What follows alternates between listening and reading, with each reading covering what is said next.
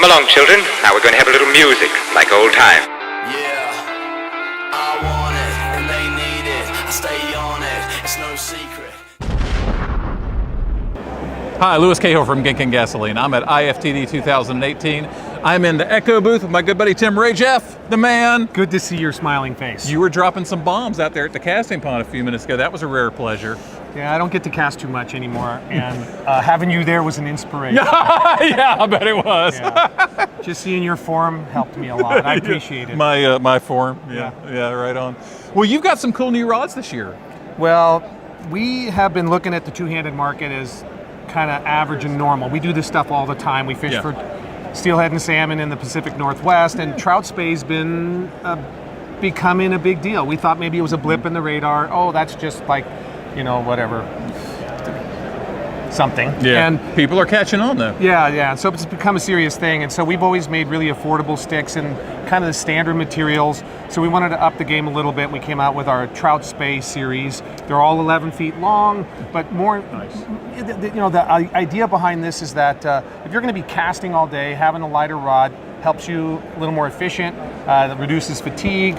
And so the Trout Spay rods are our lightest stick ever. I mean, hold that for a second. I'm going to have to hold you down. You're going to float away. Wow, that is so cool. So it's just another way to have fun when you're trout fishing, so you can swing and nymph with it. And so there are our premium materials. So they are as light as they could be. That's a great feeling rod. And there's so many great lines out for short rods now. There's this upstart company, Airflow. I don't know if you've heard of it. I've heard about them, They make some awesome little short heads. So matching up, good thing, thanks for steering me. So one of the things that's been missing in a lot of two-handed product is a line that balances with the rod. Right. So we make some switch float lines that match this with this, and a whole series of shorter Skagit style lines. So when you think about trout fishing with a two-handed rod, you're not just going to be swinging big surface casts.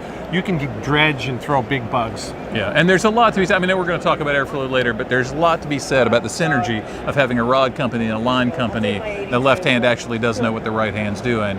Yeah. So there's some powerful tools there. And speaking of the combination of the line-rod combination, one of the things that's kind of evolved over the years is this concept of a switch rod. Yeah, right. Miser, a long time ago, 10-foot rods, maybe a little over 10 feet, where you could switch it from using it as a single or a two-handed rod. And honestly, 98% of the people that grab those are making them into small two-handed rods. Yeah, right, yeah. Primarily. Wouldn't you agree? Yeah, absolutely. I would never single-hand cast. So instead of calling them switch rods and keeping them in that 10 to 10.5 foot length or even 11 feet, we started from scratch and we make the Compact Spay series now. They're 6, 7, and 8 weight, but they're 12 feet long, and that length matches nicely with today's series of shorter compact spay lines. Yeah. Whether you're throwing a Skagit, a heavy sink tip style line with one of our Scout lines, or if you're throwing a Scandi style line, these rods are easy to cast, and they're good for your medium sized rivers and coastal rivers. I like a 12-foot rod. And these things, they're super light. All premium materials. Yeah, these are our upper grade materials, so when you spend more money, you get a lighter rod, which means less fatigue, a little more efficiency in the casting. Beautiful rod, great looking blank.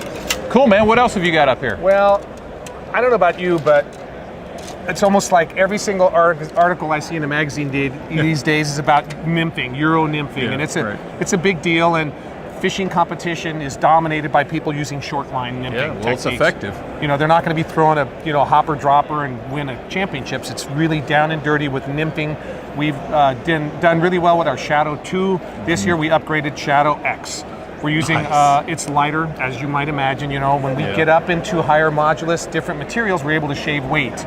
And when you're nymphing, that weight translates into more efficient snapping of the fly and casting, and then hook set and getting it back in there. Right. These rods also have a hybrid design where if you wanted to use them as a light, long rod for dry fly fishing, you can still do that. Right. They come with a competition kit already with the rod. Oh, nice. The balance of the rod is important, and so they come with a fighting butt that's composite, and so this is the same rod without it, but the idea is that you can balance the weight of the rod so that no matter whether you're using one of our 10, 10.5, or 11 footers, you have that balance. Right, yeah, that's perfect. And so, nice. And so that competition, a balancing weight kit comes with the rod. It's not an extra thing. It's right.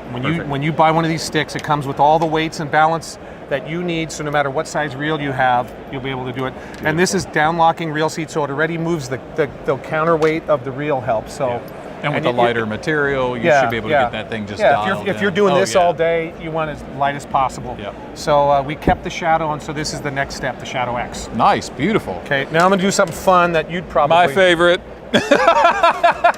So I love these rods. in the world of fiberglass, we really kind of had fun. Behind you, you can see the Shadow badass glass. And so our regular glass rods had already kind of run their course, and we switched over to some newer fiberglass materials. This is the second generation material, S2 glass.